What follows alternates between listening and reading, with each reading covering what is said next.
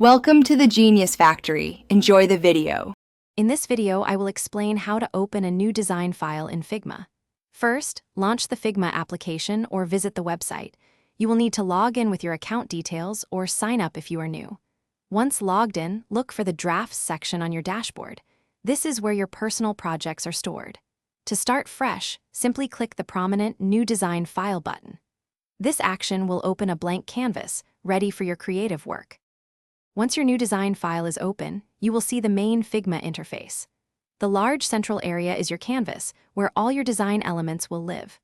On the left, you will find the Layers panel, which organizes all your objects, and the Assets panel for reusable components.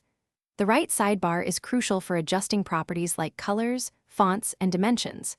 At the top, a toolbar provides essential tools such as frames, shapes, and text.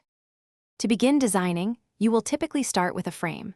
Select the Frame tool from the top toolbar, which looks like a hash symbol. You can then choose from various preset sizes for devices like phones or tablets, or define custom dimensions.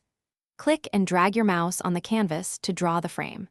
Frames are fundamental in Figma, serving as containers or artboards to organize different screens or sections of your project. With your frame in place, you can now add basic design elements. Use the Shape tools from the toolbar to draw rectangles, circles, or lines. To add text, select the Text tool, click on your canvas, and start typing. You can easily import images by dragging them from your computer directly into Figma. Remember to use the right sidebar to adjust colors, fonts, and apply various effects to your elements, bringing your design to life. Thanks for watching. If you found this helpful, don't forget to like and subscribe.